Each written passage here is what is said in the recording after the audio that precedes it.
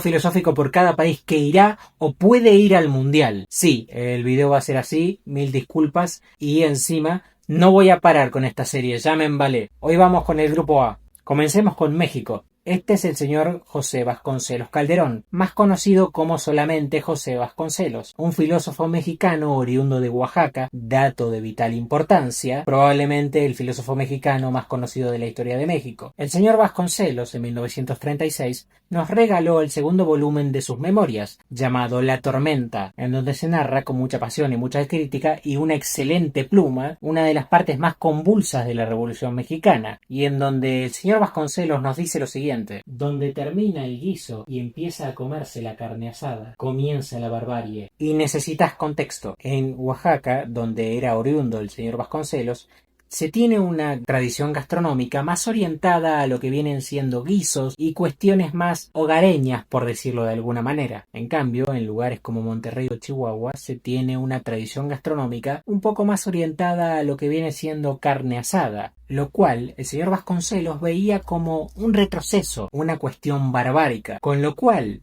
yo concluyo lo siguiente: el señor Vasconcelos fue a un lugar, estudió tradiciones, estudió una cultura, escribió sobre la misma, solamente para poder insultarla. Es el insulto más tryhard del universo. Amo fuertemente. Vamos con Sudáfrica. En Sudáfrica existe la filosofía Ubuntu, originaria de las culturas Zulu y este nombre que no sé pronunciar, en el sur de África. Se podría resumir con una frase: yo soy porque nosotros somos. En esta filosofía de vida se prioriza una solidaridad y empatía para que la comunidad pueda progresar y vivir. Se da una interconexión humana que da paso al bienestar comunitario. ¡Qué bonito! Ahora vamos con Corea del Sur. No voy a hablar de Wing Chul Han. Estoy hasta la cho. Este caballero que estás viendo y cuyo nombre no voy a pronunciar porque literalmente no sé cómo hacerlo, fue uno de los más destacados confucianos de su época y su región. Se dice, se cree, se comenta que este caballero terminó sus estudios confucianos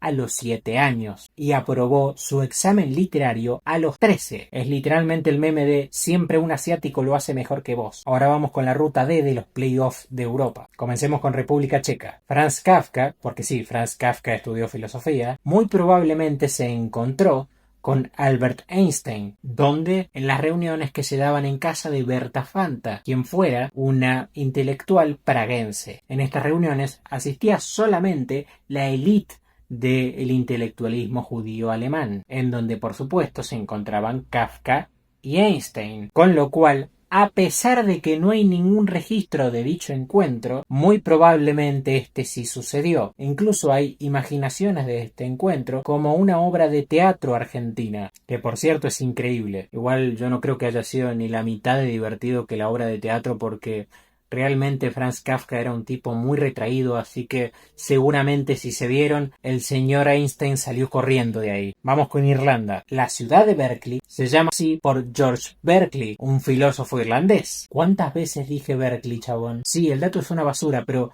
yo hace relativamente poco, hace unos años, me di cuenta de este dato y, a ver, es un poco jodido que no conozcamos esto del padre del inmaterialismo. Vamos con Dinamarca. Sí, voy a hablar del único filósofo danés que conoces, el señor Søren Kierkegaard. Bien, es por todos conocido que el señor Kierkegaard era profundamente cristiano, pero no cristiano de sí, seamos tranqui, cristianos creamos.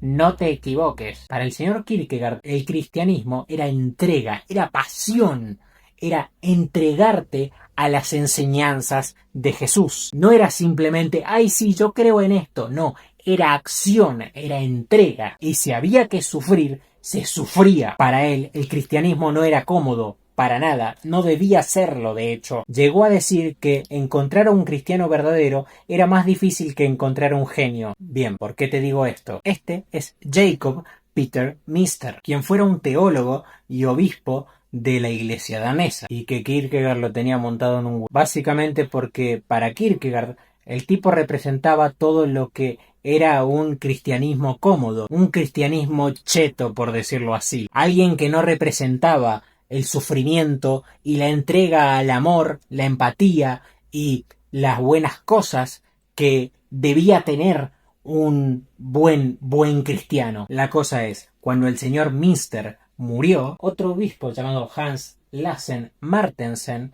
dijo del señor Münster que era un testigo de la verdad de aquellos que no se veían desde los tiempos apostólicos, con lo cual el señor Kierkegaard explotó, empezó a hacer críticas a la iglesia danesa, que ya las hacía, pero las empezó a hacer más, y desde que el señor Münster falleció, no tuvo ningún tipo de piedad, porque sí, antes criticaba al señor Münster, pero cuando el señor Münster falleció, directamente le pegó a la iglesia danesa, le pegó al señor Münster, le pegó al señor Mortensen, le pegó a todo aquel que pensaba que era un tipo cheto de la iglesia danesa. Con lo cual, sí, Kierkegaard era un cristiano muy radical, pero era un cristiano muy radical que tenía buenas intenciones. Y terminamos con Macedonia del Norte. La región que ahora es Macedonia del Norte, antes en gran parte era Poenia, en donde en algún momento fue absorbida por el señor Filipo II de Macedonia. ¿Quién era Filipo II de Macedonia? Bueno, un rey, el padre de Alejandro Magno. ¿Y sabés qué hizo? El señor contrató a un tipo que debes conocer, a Aristóteles, para educar a Alejandro Magno. Y sí, ¿cómo Alejandro Magno no va a ser Alejandro Magno si encima te enseñaba Aristóteles? ¡Qué tipazo! Gracias por ver.